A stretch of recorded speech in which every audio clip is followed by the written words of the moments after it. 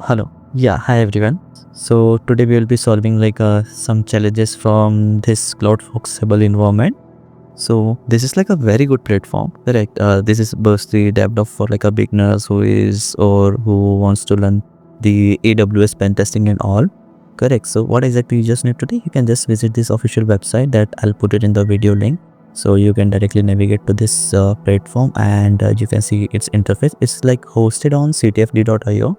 So once you will sign into this particular gamified cloud hacking platform, so yeah, you will get this particular page. Then you need to go to the challenges section, and here you can see there are like lots of challenges. It'll start with the do was first, then some assume breach scenarios, then after that we have blurred lines and some public facing application exploitation part as well.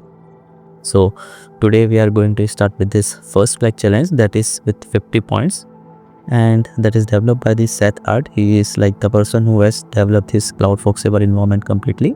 You can navigate to his website and get the understanding of this particular platform, how exactly he has developed. Here you will get the complete code on within their GitHub repository. So and this is their official LinkedIn profile. So yeah, that's it. And yeah, let's get into this particular first specs challenge. You can see around 237 people have already solved this challenge. So this is I would say pretty easy challenge. So here we just need to talk about like a Terraform cloud platform, and we are going to configure this Terraform cloud platform within your AWS account. Correct. So yeah, let's without wasting like a single minute, let's start with this. So what exactly you need to do is, there are two types. Either you can use like an existing account, or you can create like a new AWS account. And I am already created like a new AWS account, so I'm going to use this particular account. And you can see it is already created and it's completely running. Now what exactly you need to do, once your AWS account is created, we are suggesting like not to use in your production environment. Correct. So once this AWS account is created, then what exactly you need to do, I'll just help you with the understanding on like line by line items, so you will not face any challenges when you are setting up this particular environment. So with respect to the second point, let's get and create like a new IAM user. So yeah, once you will navigate to the IAM section, just click on the users section. Then here you can see the users are already created. So you need to just click on the users, then just put the name of the users, whatever the username that you want to give. Here I'm just creating with the name of CloudFoxable, and it's totally optional if you want to give them the console access or not. It's totally up to you. Then select I want to create IAM profile, then select the auto generated password or custom password, whatever you want.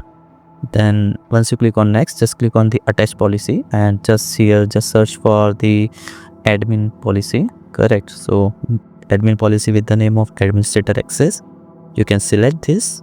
Once you will select, just click on the next button and then click on the create user. Once your user is created, I've already created the user, that's why I'm not creating. Once user is created, it will show you here. Correct. And then what exactly you need to do, once your user is created, you just need to navigate to the IAM again. Correct. And click on the user and click on the security credential. And this we are doing to create like a access key, and you can create like a create access key button, and just select the CLI option and just confirm the terms and condition and click on the next. Once it's done, it will show you your access key and the secret key. Just copy this access key and the secret key, or download it directly like a CSV file from here itself. Once it's downloaded, then you need to configure your AWS CLI. For that, I'm just opening up my terminal. So let me just pull it out here. Yeah, you can see it. Let me zoom in a little bit so it will be visible. Yeah, fine. You just need to enter the command called AWS and config. Yeah, and oh sorry, it's not exactly config. So okay, so I'll just clear the terminal again. You just need to enter the command called AWS configure, and it will ask you for the access key ID, secret key and all. You just need to configure whatever we have downloaded. Once it's downloaded or once it's configured, it will automatically create a profile within your environment that we will talk about later, how exactly you can access and all. Now once it's done, you just need to execute this command called AWS STS guest caller identity. Correct. Just copy this command and put it in terminal. After that, you will see it will show you the output with respect to your user detail. So now it means your AWS CLI is configured. Correct.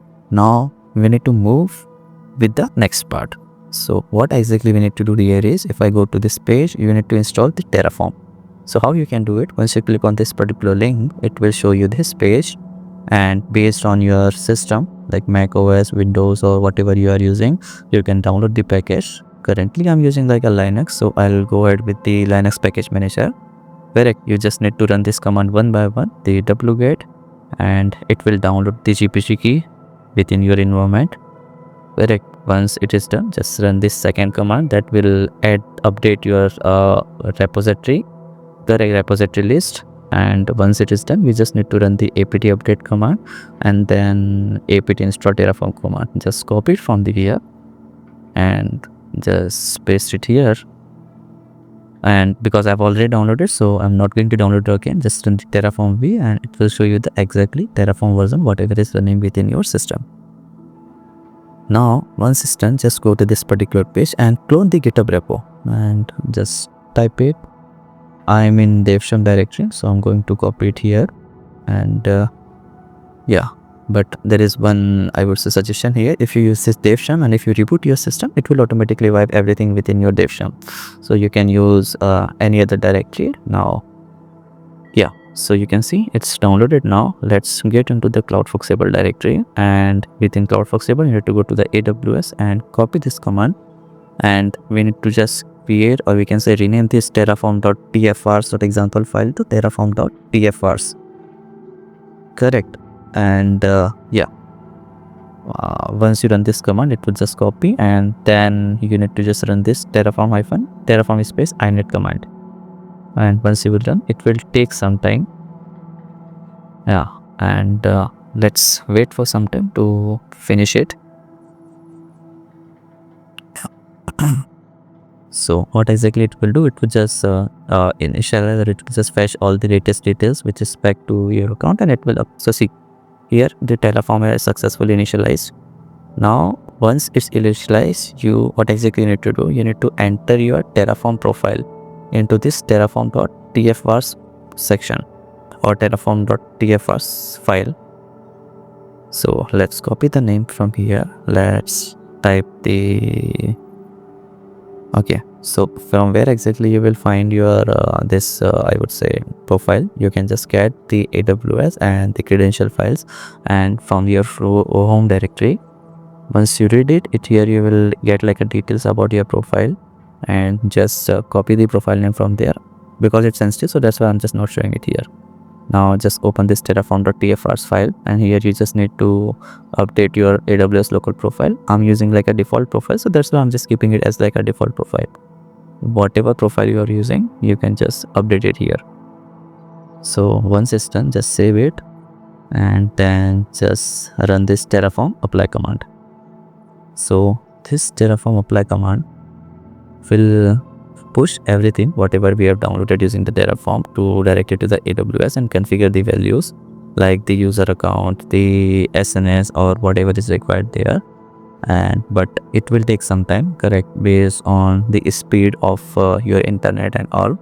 So let's wait for some time, and if you want you can bring your coffee and just take a quick break, because it will take approximately 3 to 5 minutes. So you can see it is running now. So fine, let's wait for this to finish. Okay, so fine, now it's completed here, and you can see once it's completed, it will show you the complete detail about your AWS secret key and all. And if you scroll down, and yeah, here if you scroll down here, it will show you the flag as well. So I'll just show you where exactly the flag. Yeah, so this is the flag. So you just need to capture this flag from here, just paste it here, and see, says here, solve this challenge. So this is the thing, it's pretty easy challenge, like nothing critical and all. here we just set up your environment, or we can say we have just configured your environment. Now in the next video we will just say what we can do with respect to this setup. So probably next video we will just talk about like the assume bridge scenario or the application bridge based on the input and all. Correct. And initially it took 2 minutes, but now when I run it again it took around 5 minutes for me to complete it. So it's totally based on your space or whatever things that we are going to use. And for the safer side, I'll suggest you to keep, or we can say copy everything from here and keep it in your safer location, so you will not face any issue.